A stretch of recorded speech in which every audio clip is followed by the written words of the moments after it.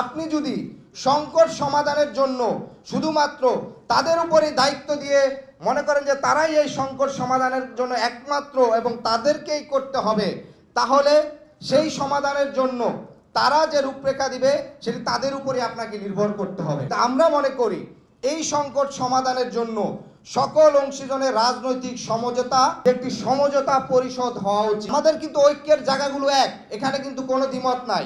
ঐক্যের জায়গাটা কি?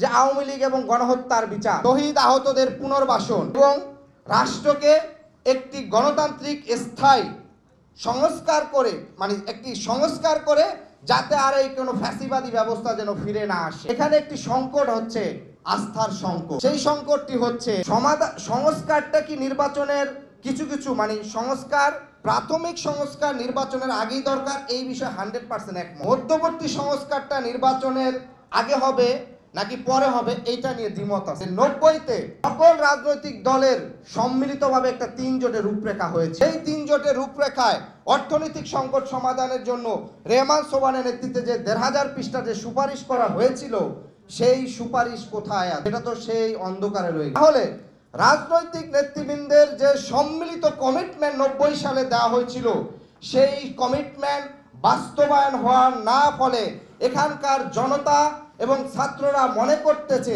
আগামী দিনেও যারা নির্বাচন পরবর্তীতে দীর্ঘ সংস্কার কথা বলছে, সেই জায়গায় একটা আস্থার সংকট দেখা দিচ্ছে। ফলে আমাদেরকে একই সাথে অনেকগুলো প্রশ্ন এবং অনেকগুলো কিন্তু বিষয় আমাদের সামনে এসেছে। যে ছাত্ররা এই অভ্যুত্থানে নেতৃত্ব দিয়েছে, তাহলে সবার আগে ছাত্র সংসদ নির্বাচন শুরু করুন। আমার মনে হয় তিনি একটু বিষয় জানেন না যে ইতিমধ্যে ঢাকা বিশ্ববিদ্যালয় এবং জাহাঙ্গীরনগর বিশ্ববিদ্যালয় কিন্তু মানে দ্রুত ছাত্র সংসদের ঘোষণা দেওয়া হয়েছে। জাহাঙ্গীরনগর বিশ্ববিদ্যালয় কিন্তু তফসিল ঘোষণার তারিখ ছিল গত 4 তারিখ এবং এর পরবর্তীতে সেটি ডেট হয় 9 তারিখ। সেখানে কেন ছাত্র সংসদ নির্বাচন হতে পারছে না? তফসিল কেন ঘোষণা দিতে পারছে না? সেখানেও এই যে ছাত্র সংসদ নির্বাচন হবে কি হবে না, সেখানে কিন্তু সেই জাতীয় নির্বাচনের যে প্রক্রিয়াটা সেখানে উত্থাপিত হয়েছে। সেটি হচ্ছে কি, সেখানকার বিদ্যমান যে ছাত্র সংগঠনগুলো আছে, সেখানে জাতীয়তাবাদী ছাত্রদল সহ অন্যরা বলছে যে জাকসু এবং ডাকসুর যে গঠনতন্ত্র আছে সেটি সম্পূর্ণরূপে পরিবর্তন করে কিংবা সংশোধন করে এরপরে নির্বাচন করতে হবে। অর্থাৎ বিদ্যমান জাকসুর গঠনতন্ত্র এবং ডাকসুর গঠনতন্ত্র অনুযায়ী নির্বাচন হতে পারবে না।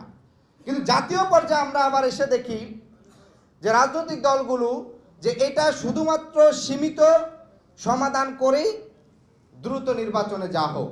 অর্থাৎ ছাত্র সংসদ নির্বাচনের সময় রাজনৈতিক দলগুলোর এক অবস্থান, এটি আগে হবে কি পরে হবে, আবার জাতীয় নির্বাচনের সময় আরেকটি অবস্থান।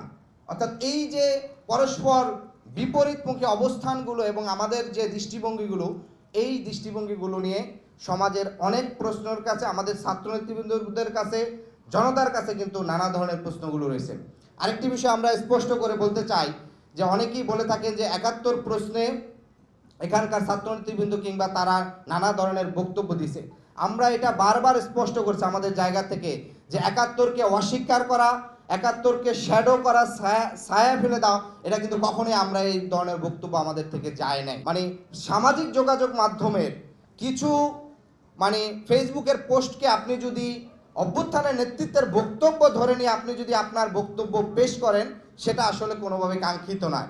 অভ্যুত্থানের যে নেতৃত্বরা এখন এটি সাংগঠনিক কাঠামো যে আছে, বৈষম্যবিরোধী ছাত্র আন্দোলনের সাংগঠনিক কাঠামো আছে, জাতীয় নাগরিক কমিটির সাংগঠনিক কাঠামো আছে, এবং এই কাঠামোর যারা নেতৃত্ব তাদের কাছ থেকে এই ধরনের কোনো বক্তব্য গিয়েছে বলে আমার সুস্পষ্ট কোনো মনে নেই, এবং এই ধরনের বক্তব্য আমাদের যাওয়া হয়।